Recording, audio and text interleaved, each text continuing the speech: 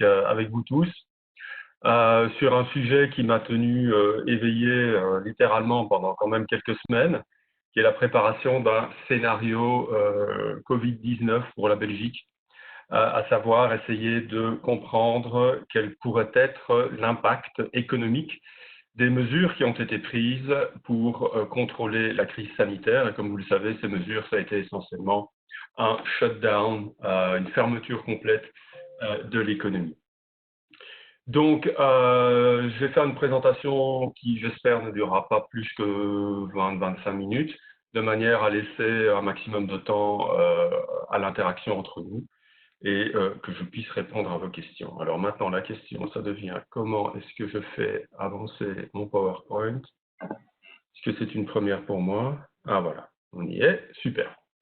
Alors, le contexte est celui d'un choc qui est complètement inédit. Mon ancien employeur, le Fonds monétaire international, s'est cru investi de la mission de comparer ce choc à celui de la grande crise de 1929.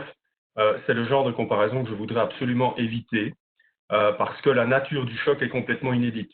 C'est-à-dire que jamais dans l'histoire, un gouvernement ou une série de gouvernements à l'échelle du monde entier ont décidé tout simplement de fermer l'économie, donc de mettre complètement à l'arrêt l'économie. C'est un peu comme si pour résister à une maladie, eh bien, on vous met en coma artificiel, et c'est exactement ce qu'on a fait aujourd'hui avec l'économie. Donc le choc est non seulement instantané, il est brutal et il est aussi voulu. En quelques semaines, même en quelques jours en fait, plus de 1,2 million de travailleurs se sont retrouvés en chômage temporaire et ce sont aujourd'hui plus de 350 000 indépendants qui sont à l'arrêt et bénéficient en tout cas de ces fameux droits Israël qui est une espèce de revenu de remplacement temporaire lorsque les indépendants sont dans l'incapacité d'exercer leurs activités. Alors, très rapidement, comme vous vous en souvenez, des mesures ont été prises contre ce que j'appellerais le stress de liquidité, c'est-à-dire bien sûr ces mesures de chômage temporaire. Vous n'avez plus de revenus parce que vous êtes en chômage, donc l'État vous donne un revenu de remplacement. On a parlé des droits passerelles pour les indépendants. Plus récemment, vous avez peut-être vu que on avait publié au Moniteur belge un arrêté royal concernant les garanties bancaires, c'est-à-dire que très vite, la Banque nationale a négocié avec le secteur bancaire la possibilité, et bien sûr le ministère des Finances, la possibilité pour les banques d'étendre de nouveaux prêts, faire des espèces de crédits ponts, si vous voulez, pour éviter que les entreprises ne souffrent de stress de liquidité trop important, qui pourrait évidemment immédiatement, dans certains cas, si vos coussins de liquidité ne sont pas suffisants, amener éventuellement une cessation de paiement, voire une faillite. Donc, ces nouveaux prêts qui pourraient être octroyés par les banques bénéficient d'une garantie de l'État, moyennant quelques modalités de prise de risque initiale par les banques, qui est cette garantie totale qui porte donc sur l'ensemble du portefeuille de prêts des banques, de nouveaux prêts des banques, s'élève à 50 milliards d'euros. Alors, la priorité maintenant, c'est évidemment d'éviter les problèmes de solvabilité. Et pour le moment, dans le contexte de l'Economic Risk Management Group, l'ERMG, dont je dirige un groupe de travail qui s'occupe des prévisions macroéconomiques, la priorité dans nos discussions, c'est évidemment quelles sont les mesures à prendre pour éviter les problèmes de solvabilité. On a réglé en partie, on a en tout cas fait son possible pour prendre une série de mesures pour éviter des problèmes de liquidité intenses. Mais là, se pose la question de savoir quand votre firme reste fermée ou à l'arrêt ou en activité extrêmement réduite pendant des semaines et des semaines, qu'en est-il du moment où vous allez commencer à manger vos fonds propres, arriver à une situation qui menace votre solvabilité et vous amène inévitablement à la faillite. Oui. Alors, bien sûr, la priorité, c'est aussi d'éviter des pertes durables ou permanentes d'emploi. On ne veut pas en quelque sorte que cette privation d'oxygène dont est victime aujourd'hui l'économie l'amène effectivement à avoir des dommages permanents et donc en quelque sorte une perte de capacité de production et de génération d'emplois qui soit durable, voire permanente. Donc, bien entendu, au départ, lorsque votre économie est affectée par un choc d'une telle ampleur, on se demande, mais OK, qu'est-ce qui est vraiment en train de se passer au niveau de l'économie? Alors, si vous êtes un prévisionniste avec une espèce de morale professionnelle très profonde, vous allez dire, écoutez, on est dans une situation qui est tout à fait inédite, on n'a pas de comparaison possible dans l'histoire, donc moi je ne peux rien prévoir. On ne peut pas effectivement effectuer un exercice de prévision au sens habituel du terme. Parce que la prévision, c'est quoi? C'est essentiellement l'extrapolation de tendances qu'on a observées sur un certain nombre d'années. Et donc, ce sont des outils statistiques que l'on utilise. Et fondamentalement, une projection, c'est une extrapolation. Ici, on n'a rien du tout à extrapoler parce que, évidemment, le choc est totalement sans comparaison possible dans l'histoire. Donc, néanmoins, lorsque vous parlez au ministre du Budget ou au ministre des Finances ou à d'autres ministres, ils se disent, oui, mais bon, on a quand même besoin d'avoir même une idée impressionniste et vague de ce qui est en train d'arriver à l'économie, parce que sans cadrage macroéconomique raisonnable, il est absolument impossible de comprendre le contexte et les contraintes dans lesquelles nous, en tant que décideurs de politique économique, nous allons devoir évoluer. Donc, à ce moment-là, lorsque vous ne pouvez pas utiliser les outils statistiques habituels et lorsque le choc est en train de se passer sous vos yeux, donc vous n'avez même pas encore les indicateurs à haute fréquence qui pourraient éventuellement vous permettre d'utiliser certains outils statistiques existants, eh bien, on passe à du scénario, c'est-à-dire que l'on va faire des hypothèses sur, sur, sur base des maigres données que nous allons faire des hypothèses sur ce qui est vraiment en train de se passer et sur ce qui pourrait se passer dans les semaines et les mois à venir. Alors, ces hypothèses, on doit les faire simplement parce que le choc est extrêmement complexe. Donc, ce n'est pas une banque qui tombe en faillite, ce n'est pas un choc pétrolier, ce n'est pas une catastrophe sur le marché immobilier américain, ce n'est rien de tout ça. C'est un choc d'une complexité extraordinaire où vous avez à la fois des pans entiers de la demande dans l'économie qui sont affectés. Si vous restez chez vous et que les magasins sont fermés, vous ne pouvez pas dépenser, donc il y a des effets sur la consommation. Si vous êtes un investisseur et que vous avez des plans d'expansion de votre usine, eh bien, le secteur de la construction est à l'arrêt, tout est à l'arrêt. Et si vous êtes par contre une firme, donc vous regardez au côté offre de l'économie, si vous ne pouvez pas produire, il n'y a pas de production, vous mettez vos travailleurs au chômage temporaire, et donc l'offre est également affectée de façon extrêmement substantielle. Par ailleurs, non seulement c'est un choc brutal, mais c'est aussi un choc qui participe d'une espèce d'expérience de laboratoire, sauf qu'ici, elle est à grandeur nature. On ferme toute l'économie, ou en tout cas une grande partie de celle-ci. Donc, à partir de ce moment-là, vous devez nécessairement faire des hypothèses sur combien de temps est-ce que cette situation va durer, parce que c'est un choix politique. Et à un moment donné, on sait qu'il y aura un déconfinement. Maintenant, on a une vision un peu plus claire de ce qui va se passer. Mais combien de semaines ça va durer? Vous devez faire une hypothèse. Ce n'est pas le modèle qui va vous le dire sur base de précédents dans l'histoire. Donc, tout cela nous mène à une approche de scénario. Et on n'est évidemment pas les seuls à avoir adopté cette approche.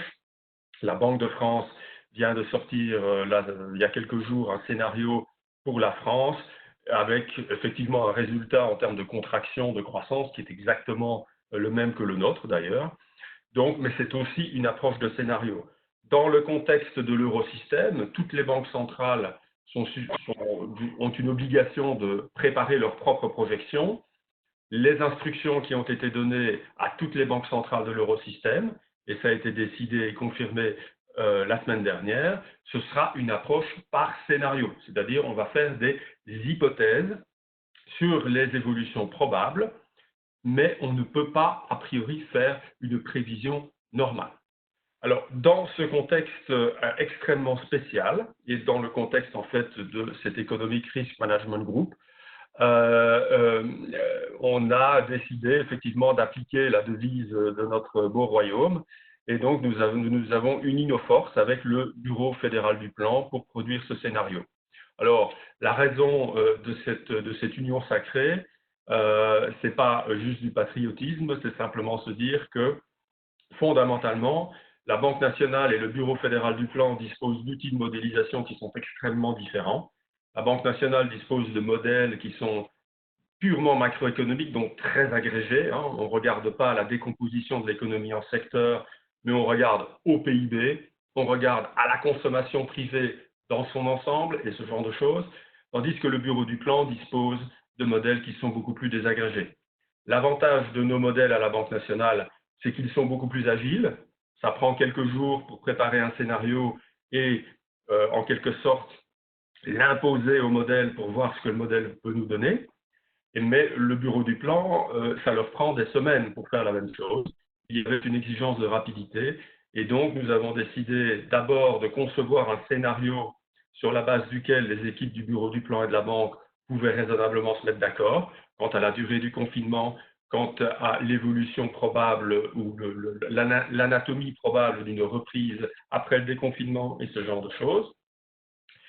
Et donc, on s'est mis à travailler en parallèle. Donc, le bureau du plan a commencé à traduire ce scénario dans ses modèles. Nous avons utilisé nos propres modèles pour venir assez rapidement avec cette première vue, si vous voulez, ce premier tableau, encore relativement impressionniste, de ce qui est en train de se passer dans l'économie.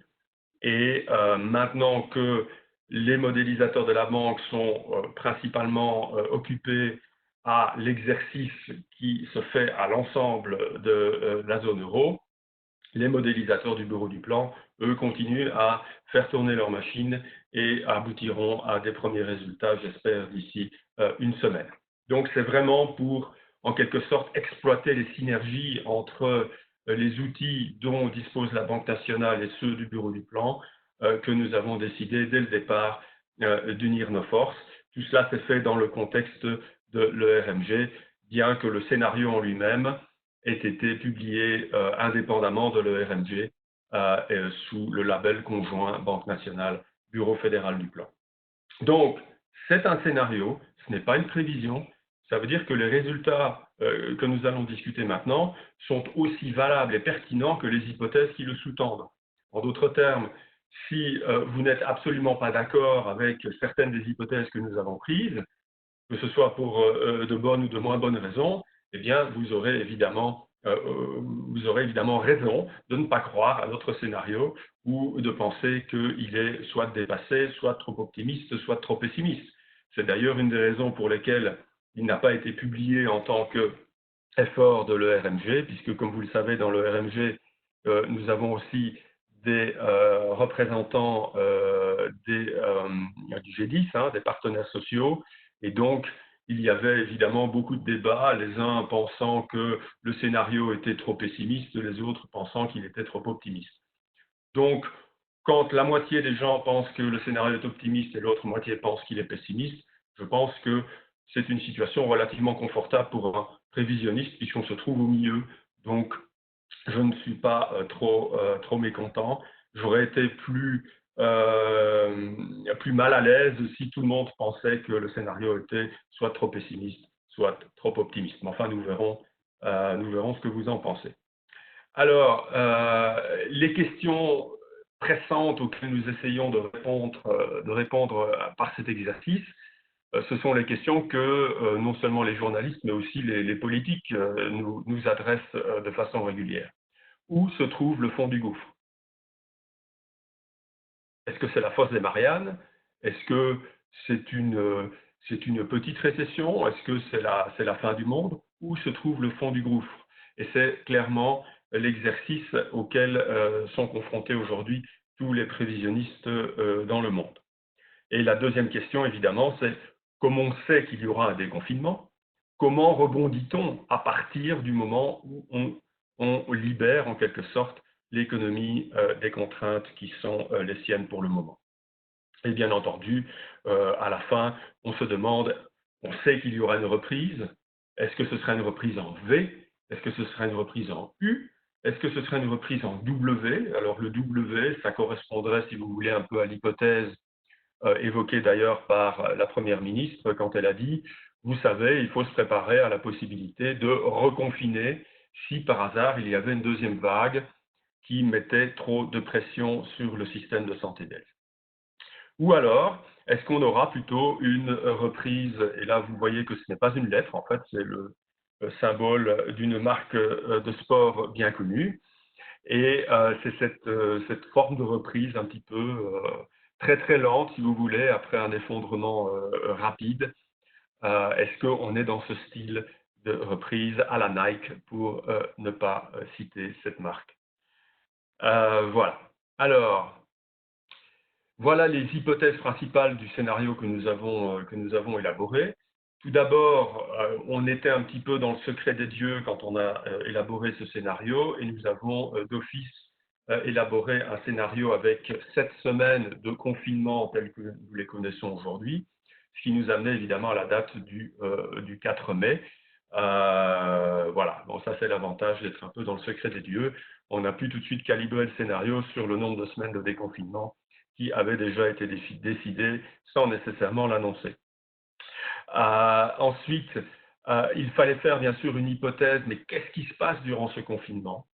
Et là, très vite, la Banque nationale, en coopération avec les fédérations professionnelles, a mis en place en fait une enquête très très détaillée qui a lieu toutes les semaines, où l'on sonde en fait, je pense, c'est environ 4000 entreprises. On leur pose systématiquement la même question par rapport à ce qui est en train de se passer à leur niveau. Donc c'est la manière dont, si vous voulez, nous ancrons en quelque sorte ce scénario dans la réalité du terrain. Parce que les indicateurs habituels, mensuels, tels que la production industrielle et ce genre de choses, nous n'en disposons pas en temps réel. Ça vient tous les mois avec du retard. Donc on ne pouvait pas attendre. Donc on a fait cette enquête. Et de cette enquête, il nous est revenu assez rapidement que, globalement, on avait affaire par jour de confinement à une perte de valeur ajoutée dans le secteur privé de l'ordre d'un tiers. En fait, l'INSEE, au moment où nous avons euh, obtenu ce résultat d'un tiers, donc 33% de perte de valeur ajoutée pour le secteur privé, l'INSEE a publié, donc en France, a publié un communiqué indiquant que pour la France, cette perte était de l'ordre de 35%. Donc on est vraiment dans le même ordre d'idée, dans les mêmes ordres de grandeur. Et ça, pour nous, c'est très utile parce que c'est vraiment ce qui nous tient au réel. Ce sont les données partielles qui nous remontent du terrain. Ensuite, nous avons dû faire des hypothèses sur la reprise. Alors, a priori, nous avons pensé à faire une reprise assez graduelle, et c'est effectivement ce qui se passe. On envisage une reprise sur 9 mois, avec une convergence progressive de la trajectoire du produit intérieur brut vers la trajectoire qui aurait été la sienne s'il n'y avait pas eu ce choc, c'est-à-dire ce qu'on appelle en modélisation le baseline. Mais nous avons cependant considéré qu'on n'allait quand même pas retrouver tout de suite le baseline, ou qu'on n'allait pas reconverger sur ce baseline, et on a supposé qu'en fait la trajectoire du produit intérieur brut allait converger et se stabiliser à un niveau situé 2% en dessous de ce niveau hypothétique que l'on aurait observé s'il n'y avait pas eu de crise. Alors, 2%, certains disent c'est beaucoup, d'autres disent c'est peu, mais la motivation derrière ça, c'est évidemment le fait qu'il y a une levée relativement graduelle des mesures de confinement elles-mêmes, que ça prend du temps de rétablir les chaînes de valeur et les lignes de production, que l'environnement international joue aussi, les frontières vont rester fermées, vous avez des dizaines de milliers de conteneurs de frites surgelées bloqués aux États-Unis. Nous sommes un grand exportateur, comme vous le savez, de frites surgelées. Maintenant, on n'exporte plus rien, ce qui commence à poser des problèmes dans la filière de la pomme de terre. Donc, l'environnement international joue un rôle. On parle d'une deuxième vague de contamination qui est en train d'arriver en Chine. Si la Chine reconfine, ça va inévitablement nous affecter, ne fût-ce qu'à travers les chaînes de valeur. Donc, tout cela, évidemment, peut jouer un rôle et il y a des effets de feedback et de spillover ou de spillback qui, effectivement, jouent surtout pour une économie aussi ouverte que celle de notre pays.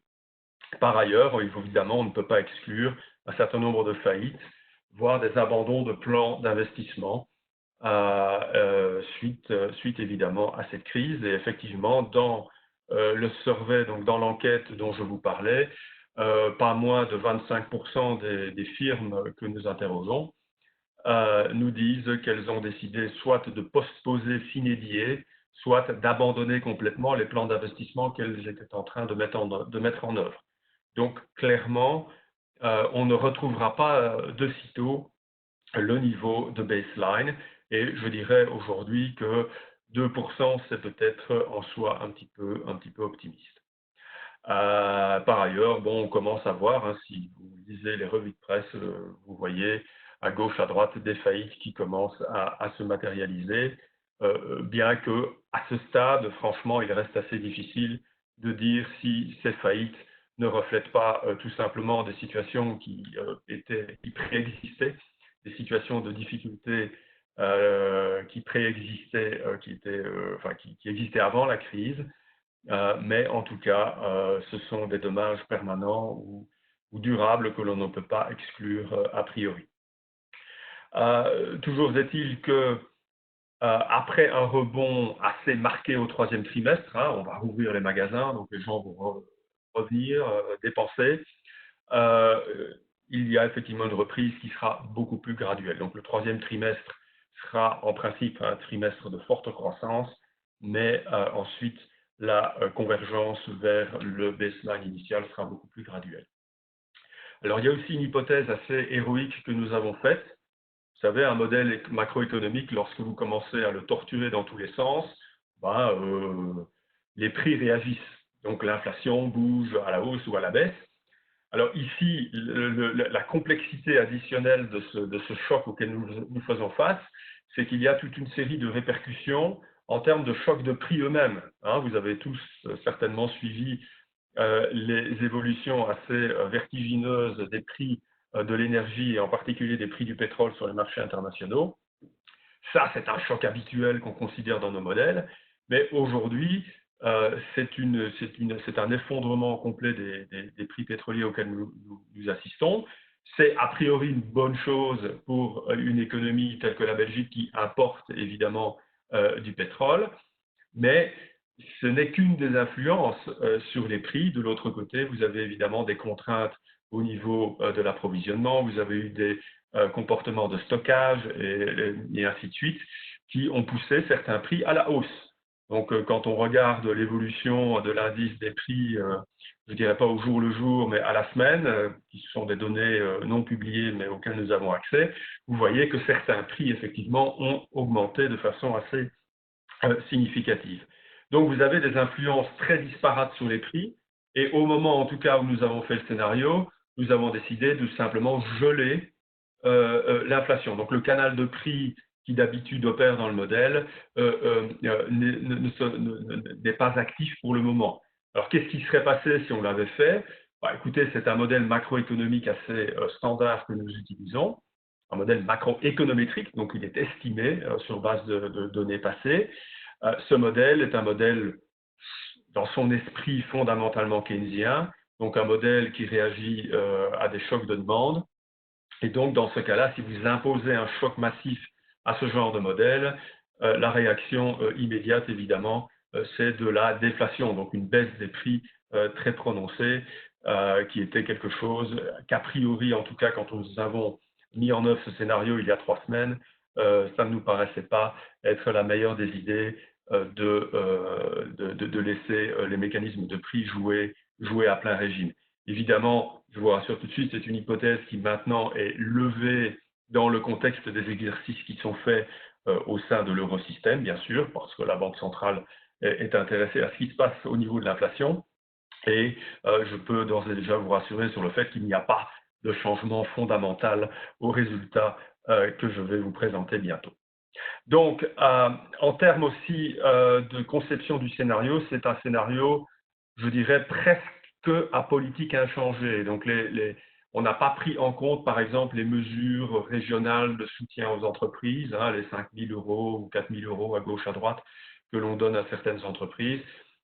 Ces mesures n'ont pas été prises en compte. Les seules mesures qui ont été incorporées dans le scénario sont les mesures qui sont en fait des mesures qui sont en fait des stabilisateurs automatiques, hein, comme on appelle ça, c'est-à-dire le recours au chômage temporaire et le droit passerelle pour les indépendants, parce que cela a un effet évidemment tout à fait crucial sur le revenu disponible des ménages, et nous trouvions important d'avoir quand même une estimation fiable, je vais dire, ou réaliste des effets sur le revenu disponible des ménages. Alors maintenant, qu'est-ce que ça donne fondamentalement? Si vous vous concentrez exclusivement sur le graphe de droite, vous voyez la trajectoire du produit intérieur brut en volume. Alors, je ne vous ai pas donné des milliards, mais je vous donne un indice qui est égal à 100 pour le premier trimestre de 2018. Vous voyez effectivement la chute brutale du produit intérieur brut qui se produit dès le premier trimestre de 2020. Et non, vous la voyez ici. Je ne sais pas si on voit le curseur, mais bon, j'espère. Et donc, ça correspond effectivement à une baisse de produit intérieur brut, une contraction au premier trimestre de l'ordre de 4%.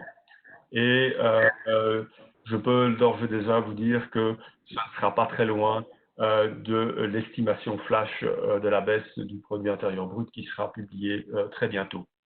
Ensuite, bien sûr, l'effondrement se produit réellement au deuxième trimestre de cette année. C'est là, effectivement, que les semaines de confinement contraignent la production de l'économie. Et vous voyez que dans la pire des situations, on se retrouve pratiquement 20% en deçà de la baseline, cette ligne pointillée en bleu qui aurait été le long fleuve tranquille que nous aurions connu s'il n'y avait pas eu ce vilain choc. Ensuite, vous voyez reprise très très forte au troisième trimestre. C'est une espèce de V parce que de nouveau les commerces sont rouverts, les gens peuvent de nouveau dépenser de façon plus libre. Et ensuite, vous voyez qu'il y a une reprise qui devient tout de suite beaucoup plus graduelle. Et à la fin de 2021, vous voyez que la trajectoire de produit intérieur brut en volume est en fait parallèle à celle qui aurait été la sienne en l'absence de choc. C'est cette fameuse hypothèse de convergence vers un niveau inférieur à celui de la baseline. Et vous voyez que, en fait, de facto, notre scénario suppose qu'à la fin de 2021, on a pratiquement retrouvé le niveau de PIB réel du début de 2020 ou de la fin de 2019. Donc voilà, le trou en fait nous coûte 2 ans pratiquement en termes de... enfin, ça nous prend 2 ans, si vous voulez, pour retrouver le niveau de PIB qui était le niveau de PIB initial avant la crise. Alors, qu'est-ce que ça donne en termes de croissance réelle du PIB? Ça donne évidemment des chiffres auxquels on peut difficilement penser pour une économie avancée et stable telle que l'économie belge. On parle d'une perte de produit intérieur brut de l'ordre de 8% en termes réels en 2020, avant ce que j'appelle une reprise technique de 8,6% en 2021. Pourquoi technique? Parce que c'est là évidemment que se trouve tout le caractère impressionniste de l'exercice, dans le sens où nous devons simplement essayer d'imaginer ce qui est plausible, pour la reprise. Donc ça, c'est vraiment la partie impressionniste. Alors, attendez.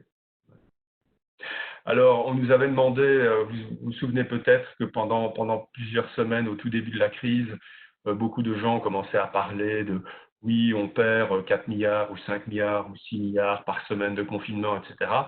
Donc, il y avait une demande, en fait, de calculer en quelque sorte, et là je vais revenir sur le slide précédent, de calculer en quelque sorte l'intégrale qui se trouve ici entre les deux courbes, c'est-à-dire combien de milliards est-ce que ceci représente, c'est-à-dire la perte par rapport à la situation qui aurait été une situation sans crise. D'accord? Donc, on peut calculer la surface ici entre la courbe rouge et la courbe pointillée bleue.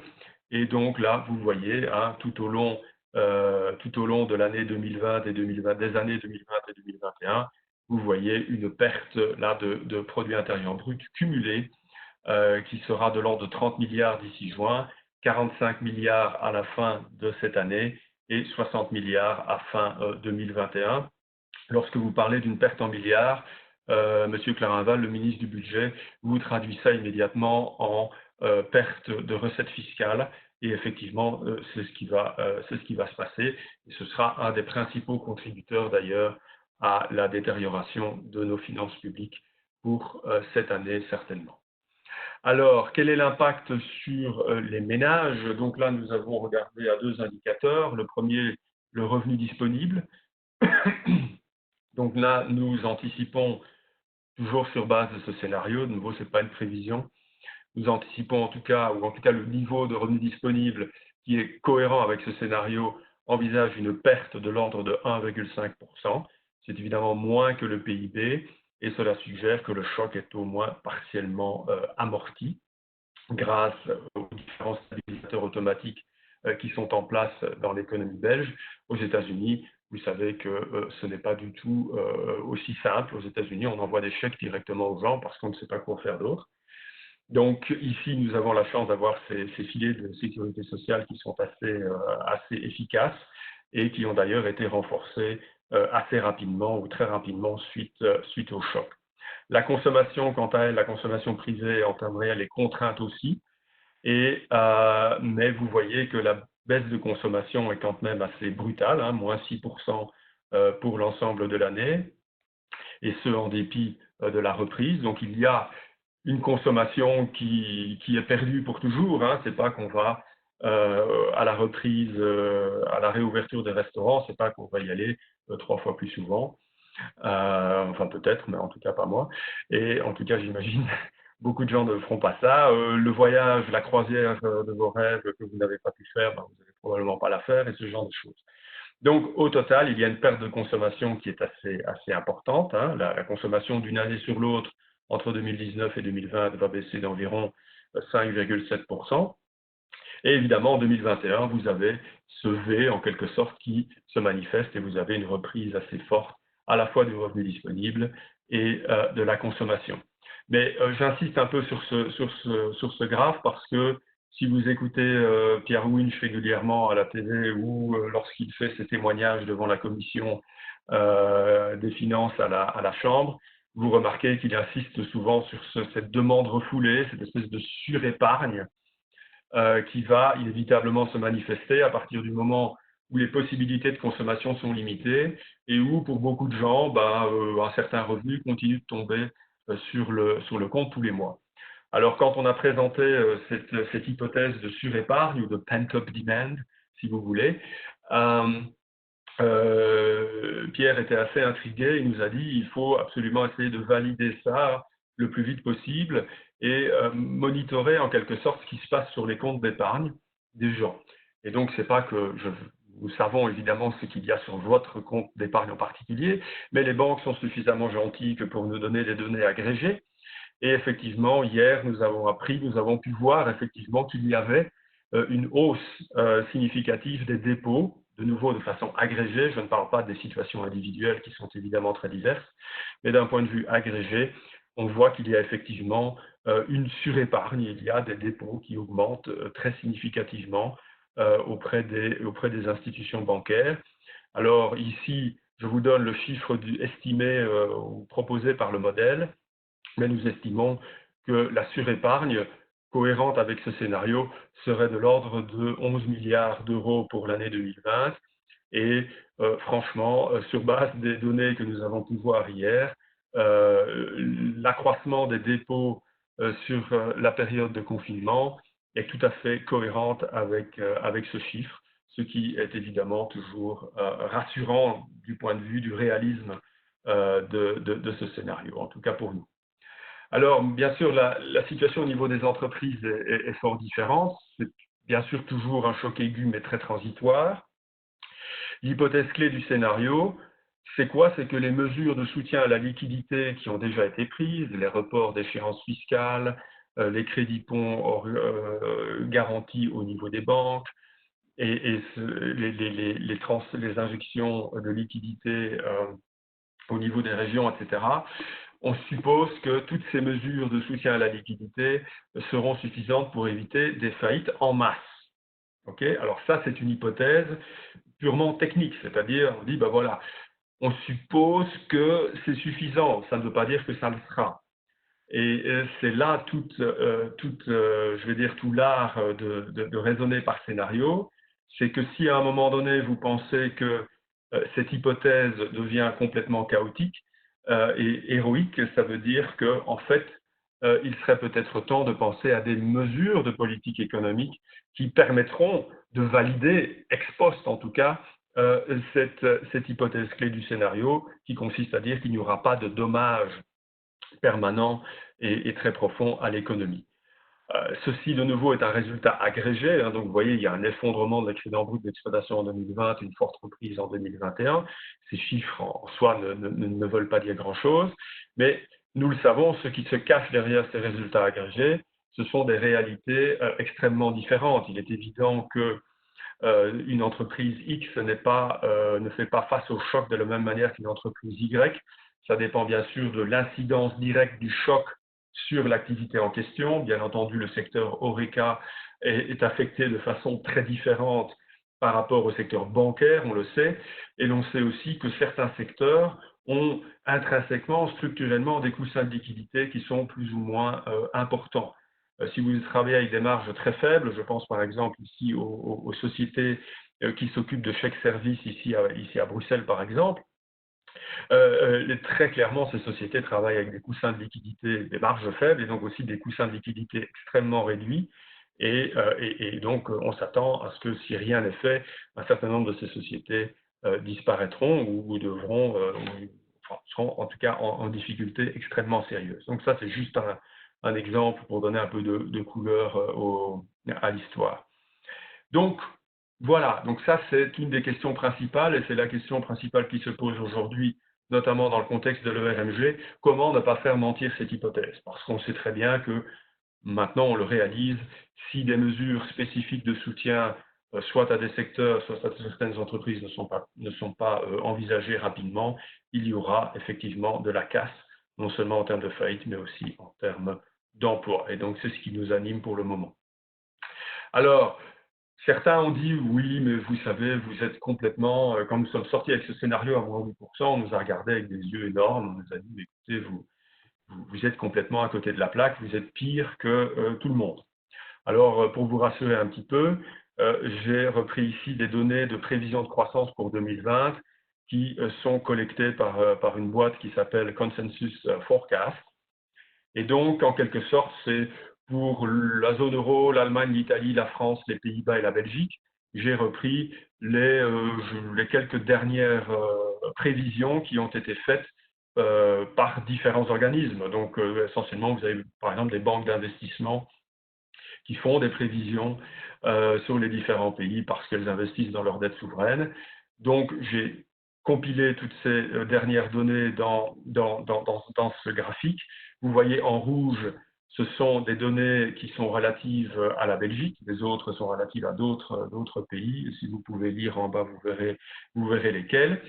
Et le rectangle rose que j'ai mis, c'est simplement pour vous donner une idée de l'intervalle des 4 dernières prévisions qui ont été collectées par Consensus Forecast pour la Belgique. Et vous voyez qu'on se trouve entre moins 6 et moins 9,5%. Moins 9,5%, c'est Credit Bank, pour vous donner une idée.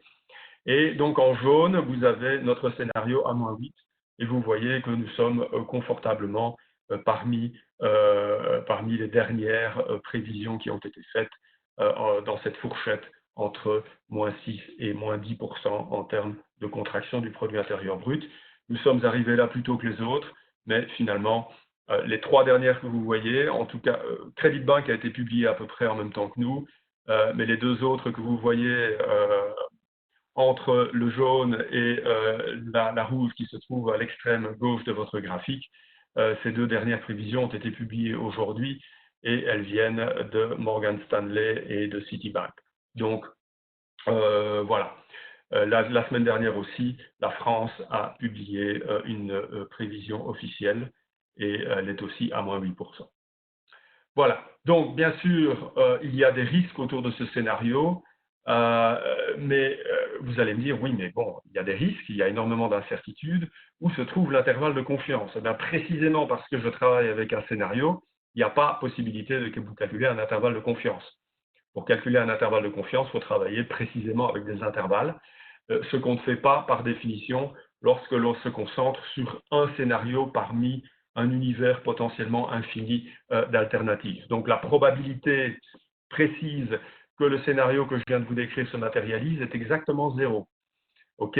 Mais on sait, donc ce sont les hypothèses auxquelles vous devez adhérer, que vous devez questionner. L'important ici, c'est que l'approche de scénario discipline un petit peu, si vous voulez, notre réflexion par rapport à ce qui est en train de se passer et essaye de de construire un pont entre des données à très haute fréquence et des données très imparfaites que nous recevons du terrain et la logique économique qui est traduite par des relations mathématiques au sein d'un modèle.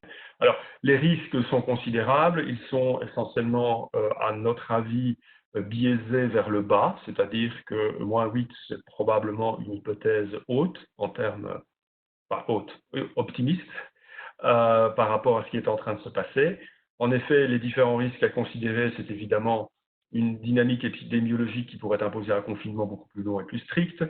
Ça pourrait être effectivement, et ça c'est le troisième risque qui est sur base de ma lecture de la presse, probablement en train de se manifester au moment où nous parlons, c'est-à-dire l'apparition de faillites et de pertes d'emplois substantielles. On entend de plus en plus des firmes qui envisagent clairement de licencier du personnel. Un autre risque, c'est ce qui se passe au niveau des prix. On a gelé les prix dans notre scénario, mais on pourrait parfaitement envisager une poussée inflationniste liée au fait, par exemple, que vous avez une offre qui reste contrainte pour plusieurs mois alors que la consommation se libère substantiellement et rapidement. Donc là où on pourrait observer des poussées inflationnistes. Je vous l'ai dit, au niveau de l'indice des prix par semaine, on voit certaines poussées dans certaines petites catégories de biens, de biens essentiellement. Et on pourrait par contre aussi imaginer un scénario de faiblesse prolongée de la demande avec un risque accru de déflation. Pourquoi est-ce que la demande reste très faible? Simplement parce que vous pouvez parfaitement imaginer que la population va sortir tellement traumatisée et tellement effrayée de cette expérience qu'elle pourrait tout simplement se réfugier dans une épargne de précaution plus importante. Et là, vous mettez en route alors une dynamique de récession keynesienne très très classique où tout le monde commence à épargner en même temps parce qu'on a peur. Et là, vous risquez évidemment de prolonger simplement la crise économique et avoir là une vraie récession endogène, si vous voulez, à l'économie. Et enfin, on peut toujours imaginer une dégradation durable de l'environnement international, ne fût-ce que par cette possibilité d'avoir une deuxième, une troisième vague, et l'épidémie a tendance à évoluer d'est en est, donc là maintenant c'est en train de revenir en Chine. Donc qu'est-ce qui va se passer? Là, on n'en sait rien, ce sont des points d'interrogation, mais en tout cas, ce sont des risques qui existent, et de nouveau, c'est un risque qui va dans le mauvais sens. Voilà, j'en ai fini, je suis à votre écoute. Et un grand merci Xavier, c'était vraiment très complet. J'ai déjà reçu une question à l'instant. Quel est l'impact prévu au niveau de l'emploi? Est-ce qu'il y aura une éventuelle transformation du chômage temporaire en chômage permanent? Alors, bon, ici, je n'ai pas parlé de l'emploi. Dans le modèle que nous utilisons, je l'ai dit, c'est un modèle extrêmement agrégé. Et donc,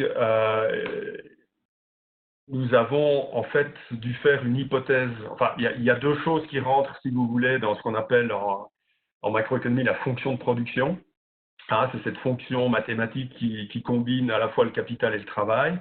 Et donc, au niveau du travail, on a seulement deux paramètres sur lesquels on peut jouer. On a le nombre d'heures travaillées et on a par personne, et on a le nombre de personnes. Alors, l'hypothèse que nous avons faite ici, c'est que 75%, donc les trois quarts de la perte de production, était absorbée par le nombre d'heures travaillées. Ça permet, si vous voulez, de prendre en compte le choc au niveau du chômage temporaire. Donc, on a mis 1,2 million personnes en chômage temporaire. Ça, c'est une réduction du nombre d'heures travaillées. Ce ne sont pas des licenciements secs. Et le reste est passé sur éventuellement des réductions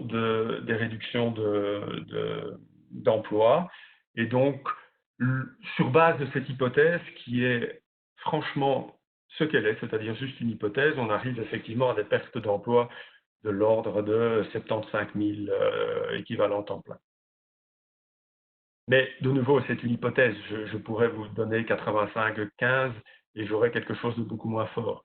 Mais 75-25 nous paraissait a priori correspondre en tout cas à l'ampleur du chômage temporaire tel qu'il s'est manifesté. Et donc, effectivement, on pourrait avoir une hausse du chômage à hauteur de 75 000 unités. Le FMI a publié récemment, dans le cadre du World Economic Outlook, des chiffres qui ne sont pas très éloignés de ça. Il parlait de pertes d'emploi pouvant aller jusqu'à 100 000. Donc, voilà. Mais de nouveau, hein, ne prenez pas ces chiffres pour des prévisions. Ce sont simplement des chiffres qui émanent de l'ensemble des hypothèses qui ont été faites, qui sont ce qu'elles sont. Et ce n'est pas du tout, alors là, pas du tout une prévision. Merci. Une deuxième question et qui nous fait déjà bifurquer vers les mesures à mettre en place et les solutions. On dit que les modèles prévoient une reprise de la consommation sur base de la surépargne, on vient d'en parler. Mais ce n'est qu'une image agrégée. Ne serait-il pas possible de booster la consommation en créant de la consommation réellement majorée via des aides aux ménages les plus pauvres et qui se privent en temps normal? Ce sont des thèses qu'on voit fleurir ces derniers temps. Oui, tout à fait. Bon, bah, là, la vraie question qui va se poser, et ça on pourra le voir éventuellement lors du déconfinement, c'est aura-t-on besoin d'un soutien à la demande? Alors, pour vous donner très rapidement une idée du cadre de politique économique dans lequel on réfléchit, on a réfléchi en termes de 3 lignes de défense. La première ligne de défense face au choc, et je parle ici de ligne de défense économique, hein, je ne parle pas de la situation sanitaire.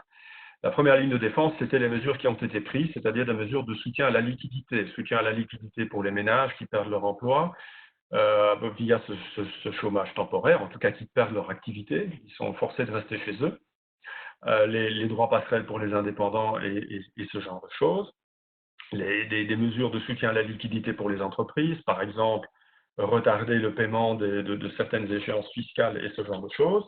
Donc, première ligne de défense, la liquidité. Deuxième ligne de défense, on y est, on en discute en tout cas, c'est la ligne de défense solvabilité, c'est-à-dire on essaye d'éviter les faillites. Et là, de nouveau, vous pouvez penser à une collection infinie de mesures pour injecter soit de la liquidité, soit carrément des fonds propres dans les entreprises qui pourraient en avoir besoin. La difficulté ici étant évidemment d'éviter les effets d'aubaine, c'est-à-dire de créer des zombies, hein, de garder en vie des firmes qui de toute façon n'auraient pas survécu même s'il n'y avait pas eu de crise. Et donc là, c'est toute la question du ciblage de ces mesures qui se pose et qui est extrêmement difficile à résoudre, mais enfin, il y a un certain nombre de mesures sur lesquelles on semble converger. Et la troisième ligne de défense, c'est qu'est-ce qui se passe une fois qu'on déconfine, c'est-à-dire en supposant qu'on conserve effectivement le côté offre de l'économie raisonnablement intact, est-ce qu'on n'aura pas finalement besoin d'un soutien de la demande? Parce que on a clairement des données qui nous indiquent que les firmes sont en train de retarder leur plan d'investissement, voire d'abandonner certains plans d'investissement. On a la confiance des consommateurs, hein, on l'a vu récemment, qui est très très fortement ébranlée. Et si effectivement, au sortir de cette crise, on a des consommateurs complètement tétanisés qui ne veulent plus consommer et qui épargnent, là, on a un problème de soutien, on a un problème de demande. Et donc là, on entre dans une logique qui est purement keynésienne, c'est-à-dire une hausse généralisée du taux d'épargne. Et la meilleure réponse à ça, c'est effectivement un soutien généralisé à la demande. Et là, il faut évidemment réfléchir aux mesures qui ont le plus d'impact.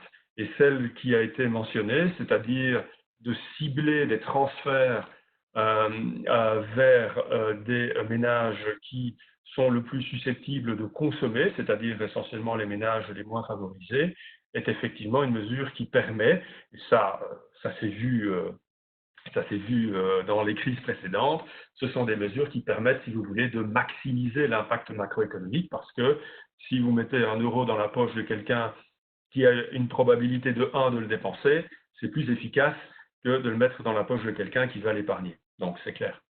Ouais. OK. Question suivante, est-ce que l'endettement de l'État ne risque pas de devenir un frein à la reprise économique?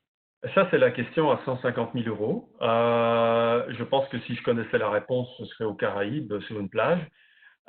Non, sérieusement. Non, le problème, effectivement, c'est vrai que le niveau de l'endettement public est très élevé en Belgique. Hein, c'est de l'ordre de 100% du produit intérieur brut. On envisage que ça pourrait facilement atteindre au bout de l'année 115 à 120%. Donc ça, il n'y a pas de doute. Par ailleurs, nous sommes tout de même dans une situation qui est extrêmement différente de celle, par exemple, du milieu des années 80 ou du début des années 90, où on avait effectivement des taux d'endettement qui étaient encore plus élevés. Et la situation est différente en ce sens que les taux d'intérêt sont extrêmement bas. Et les taux d'intérêt, probablement, vont rester très très bas. Pourquoi? Parce que de façon au niveau global, vous avez énormément d'épargne qui court après assez peu d'investissement. Et si cette crise, effectivement, se mute en une espèce de crise keynésienne telle que celle que j'ai décrite, c'est-à-dire moins d'investissement et plus d'épargne, le problème va être encore pire. Donc, vous allez avoir des flux d'épargne qui vont courir après des opportunités d'investissement qui sont relativement réduites. Et c'est une des raisons pour lesquelles les taux d'intérêt sont si bas, et notamment pour les souverains, c'est-à-dire les États. Et pourquoi? Parce que les États ont la réputation de, en général, émettre des titres qui sont des titres sûrs, des titres sans risque. C'est-à-dire, ce sont des titres, un titre sans risque, c'est un titre qui va, quel que soit l'état de l'économie, quel que soit l'état du monde, en toutes circonstances, toujours vous payez le coupon. Alors même si ce coupon est très faible, c'est pas grave, c'est sûr. Et c'est ça l'important. Et donc aujourd'hui, la plupart des économies avancées, notamment dans la zone euro, sont considérées comme des émetteurs raisonnablement sûrs. Et donc, effectivement, ils empruntent à des conditions. L'État belge emprunte à 10 ans pour un taux de quelques points de base, hein, 15-20 points de base, donc 0,2%. Donc, c'est très faible. Alors, l'implication pour le budget de l'État, c'est évidemment intéressant parce que vous pouvez mobiliser des fonds considérables sans que l'empreinte annuelle de la dette sur le budget, en termes de paiement d'intérêts annuels, ne soit trop lourde. Aujourd'hui, notre dette publique, c'est vrai, reste très élevée, mais la part du budget de l'État, alors je ne pourrais pas vous dire les chiffres parce que je ne les ai pas vérifiés avant, mais la part du budget de l'État qui est allouée au paiement des intérêts sur cette dette est un multiple plus petit que ce qu'elle était au début des années 80, par exemple, lorsque là, on empruntait joyeusement à du 12-15% par an. Donc, on est dans une situation où les États disposent de ce qu'on appelle l'espace budgétaire, et à partir du moment où vous disposez de cet espace budgétaire, il est utile de se poser la question comment l'utiliser au mieux. Ceci dit, ça ne veut pas dire qu'aujourd'hui, on peut raser gratis et prendre des décisions complètement aberrantes qui pourraient effectivement nous amener alors à une situation de dette qui est incontrôlable, mais aujourd'hui, et sur base de nos attentes par rapport à ce que seront les taux d'intérêt dans 2, 3, 4, 5 ans, on ne voit pas les taux d'intérêt augmenter aujourd'hui. Et donc, dans ces conditions, il est clair que la capacité d'endettement peut aussi augmenter sans nécessairement poser de risque. Ceci dit, bien sûr, la situation reste délicate. Il faut toujours se poser la question de savoir dans quelle mesure est-ce qu'on ne va pas atteindre des niveaux où les opérateurs de marché, les investisseurs pourraient se poser la question est-ce que l'État belge va continuer à servir les intérêts sur sa dette. Pour le moment, clairement, ce n'est pas une question qui se pose et donc la plupart des États peuvent effectivement emprunter et financer des déficits budgétaires tout à fait considérables. Ceci dit, et je tiens à insister là-dessus, ce choc tel que nous l'avons aujourd'hui, le choc en lui-même, le choc épidémiologique, est un choc par définition temporaire. Il pourrait devenir plus persistant si on laisse cette dynamique keynésienne se développer et si on laisse les gens avoir peur, arrêter de consommer, arrêter d'investir, etc.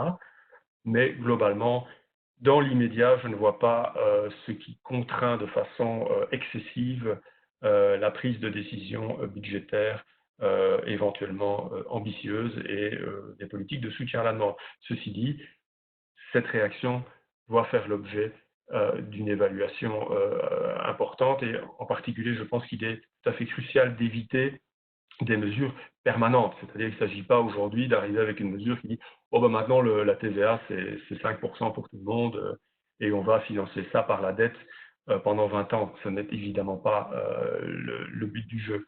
Aujourd'hui, on fait face à, on fait face à un choc qui est temporaire. Il y aura des déficits publics très très importants partout en Europe, suite à des mesures, mais suite aussi au fait que, vous savez, le dénominateur, si le dénominateur baisse, le ratio augmente quoi qu'il arrive. Donc vous avez des chiffres qui vont vous paraître absolument abominables d'ici la fin de cette année. Une partie de cette abomination va s'effacer spontanément, organiquement, par le fait que l'économie, et moi je l'espère, repartira à la hausse. Mais pour le moment, bottom line, il n'y a pas, à mon avis, de risque significatif ou même il n'y a pas de risque sur la soutenabilité de dettes telles que celle de la Belgique, par exemple. OK. On est à 14 heures. Je crois qu'on avait déjà répondu à des questions qui avaient été posées à l'avance. La valeur ajoutée d'établir déjà des estimations dans un contexte d'incertitude, ça a été traité. La confiance des chefs d'entreprise prise en compte dans le modèle effectivement. Alors, non, c'est difficile bon, non. On suppose, on a fait une hypothèse en termes de baisse de l'investissement, oui. Donc, ça pourrait traduire effectivement une baisse de confiance des chefs d'entreprise qui décident de postposer leur plan d'investissement ou de ne plus investir. Donc oui, il y a une baisse de l'investissement privé qui est relativement significative. OK. Et la dernière, j'ai cru entendre quand même une inflexion. Cette étude, ce scénario a été établi en début de mois, nous sommes en fin de mois. Est-ce que, il y avait cet aspect des caractères temporaires des effets négatifs. Est-ce que maintenant le jugement que tu poses là-dessus est le même ou est quand même un peu moins optimiste? C'est-à-dire que, en fait, je l'ai dit, on a fait l'hypothèse, le politique clairement voulait avoir un peu de visibilité sur quel sera le gouffre et quelle est la possibilité de reprise. L'hypothèse technique que nous avons faite, c'est celle d'une reprise assez rapide, en insistant sur le fait que cela signifiait quoi? Ça signifiait épargner les tissus sains de l'économie. Donc éviter des faillites qui n'auraient pas eu lieu ou des pertes d'emplois qui n'auraient pas eu lieu si cette crise ne s'était pas produite. Et là, c'est la deuxième ligne de défense au niveau de politique économique, la deuxième ligne de défense dont je parlais, c'est-à-dire qu'il faut s'assurer que des entreprises saines ne partent pas en faillite ou ne licencient pas alors qu'elles ne l'auraient pas fait si ça ne s'était pas passé. Donc on est vraiment dans la deuxième phase aujourd'hui de réfléchir à comment aider au mieux les entreprises viables et les aider au mieux à redémarrer.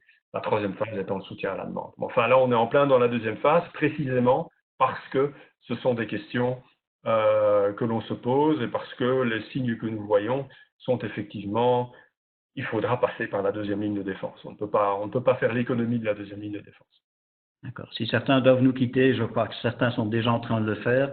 Votre avis nous intéresse. C'est une première expérience, donc vous avez un lien à la fois sur Côte-UR et l'hyperlien pour donner votre avis et aussi des suggestions pour d'autres thèmes. J'ai encore une question concernant la pertinence des Corona Bonds finalement. Des Corona Bonds au niveau européen? Donc une dette européenne perpétuelle qui pourrait partiellement être rachetée par l'eurosystème. Oui, alors de toute façon, les dettes publiques sont déjà rachetées massivement par l'eurosystème, donc ça se passe déjà. Bon, évidemment, il ne s'agit pas d'une monétisation au sens pur du terme, ce sont des achats de dettes qui se font via les marchés secondaires, mais la Banque Centrale Européenne, clairement, rachète de façon assez massive des dettes. Ça procède simplement du fait que quand vous avez une seule banque centrale et plusieurs souverains, ben, vous devez quelque part faire en sorte que la politique monétaire soit transmise de façon égale à travers l'ensemble des pays de la zone. Donc, vous ne pouvez pas avoir des poches dans la zone monétaire où les taux d'intérêt seraient à 12%, par exemple. Donc, ça, c'est de la transmission de politique monétaire et on essaie de garder le cap à ce niveau-là. Par contre, les Corona Bonds, bon, bah, ça, c'est une question éminemment politique. D'un point de vue strictement économique, ce que je peux vous dire, c'est que de façon évidente, bien sûr, c'est un choc qui est commun à tous les États européens. C'est un choc qui n'implique aucun aléa moral, parce que vous savez, il y a toujours cette tension entre les pays, disons, du Nord et ceux du Sud. Les pays du Nord disant, ben, nous sommes un peu les fourmis, et les pays du Sud, c'est un peu les cigales. Et donc, on ne veut pas en fait se porter responsable pour les erreurs qui sont faites par les cigales. On n'est pas du tout dans ce contexte-là. On a affaire à un choc qui concerne absolument tout le monde, un choc purement exogène. Il n'y a pas d'aléa moral à invoquer dans ce genre de situation. Et donc, effectivement, dès le début, la réponse aurait dû être une dette européenne commune avec voilà, solidaire de tous les États. Et pour moi, c'est une évidence. Ça, c'est ce que l'économie, les principes fondamentaux de l'économie vous suggèrent. Oui, il y aurait dû avoir des Corona Bonds, on ne va pas appeler ça des Corona Bonds, enfin en tout cas une dette mutuelle européenne, ça c'est clair. Mais on n'en est pas là et ça a l'air très difficile de mettre tout ça en œuvre pour des raisons politiques qui, à mon avis, ne sont pas sous-tendues par des arguments économiques cette fois-ci. Alors l'aléa morale, on peut toujours le sortir de façon générale. Ce qu'il faut, hein, on avait parlé à l'époque de la grande crise de 2008, les obligations rouges contre les obligations bleues et les eurobonds et créer une agence européenne de la dette. Bon, là les arguments d'aléa morale étaient sans doute plus pertinents, mais dans ce cas-ci, d'émettre une dette spécifique qui permette de répondre à une crise qui concerne tous les pays européens et qui n'implique pas le fait que parce que vous avez cette dette, les Italiens ou les Luxembourgeois vont se comporter de façon beaucoup plus irresponsable parce qu'il y a eu cette corona-dette, c'est des arguments qui n'ont aucun sens. Et donc, effectivement, de nouveau, d'un point de vue économique, on aurait dû le faire depuis fort longtemps. Mais voilà, dès que vous apportez la garantie du contribuable, la politique en Europe reste une affaire fondamentalement locale et donc nationale. Et chacun défend son contribuable et son beefsteak. Exactement. Peut-être une dernière avant de clôturer, puisqu'il faut respecter quand même les horaires de chacun. Est-ce qu'une activation forcée de l'épargne privée serait une option? Car on n'arriverait pas à financer, à trouver suffisamment les investisseurs. Ces arguments, c'est très très bien pour faire le buzz. Ceci dit, je peux comprendre qu'on force la mobilisation de l'épargne pour financer l'État, mais dans une situation où l'État emprunte aujourd'hui à taux zéro, ça n'a aucun sens. Alors il y a peut-être une idée, enfin c'est une opinion personnelle, hein. Il y a peut-être bien sûr derrière cela une idée un petit peu chevaleresque, je veux dire, de demander au peuple de financer certaines choses, etc. Je ne sais pas, j'ai vu même des idées où on ferait un grand emprunt populaire, mais on va encourager les gens à acheter l'emprunt populaire en payant un taux d'intérêt qui est supérieur au taux du marché actuel. Ça n'a pas de sens. Ça n'a pas de sens. L'État, c'est pas un Deus ex machina. L'État, c'est vous, c'est moi et c'est les générations futures. Donc voilà, c'est tout. Ce serait finalement un transfert de ressources et mettre un emprunt populaire à 1% pour le moment, ça revient à donner un subside à ceux qui ont les moyens financiers d'acheter cet emprunt populaire. C'est-à-dire des gens qui ne sont pas nécessairement dans le besoin. Donc, voilà. Par ailleurs, les banques ont des dépôts, les banques achètent aussi massivement des bons d'État sans qu'on leur demande, il n'y a pas besoin, on n'est pas dans une situation où on doit forcer la mobilisation de l'épargne pour financer l'État, puisque l'État se finance absolument sans aucune contrainte pour le moment. OK. Voilà. Je propose d'en rester là. Ma foi, s'il y a encore des questions, vous pouvez toujours les transmettre par email, en faisant un reply à l'email d'invitation. Merci énormément, Xavier, pour ton temps. Un grand plaisir, merci beaucoup. Nous avons choisi un horaire un petit peu peut-être inconfortable pour certains, mais c'est en tenant compte des possibilités pour toi d'être aspiré vers d'autres conference calls. Dieu sait s'il y en a par les temps qui courent. Oui, c'est ma faute. En fait, on a des conseils de direction pratiquement journaliers, et donc effectivement, je préférais donner un créneau horaire où j'étais sûr de ne pas en avoir. Voilà. En tout cas, un grand merci à tous. Avec grand plaisir. Participer également, et probablement à la semaine prochaine pour un autre thème. Bon après-midi. Au revoir. Bon après-midi, au revoir. Au revoir. Au revoir. Au revoir, Jean-Luc.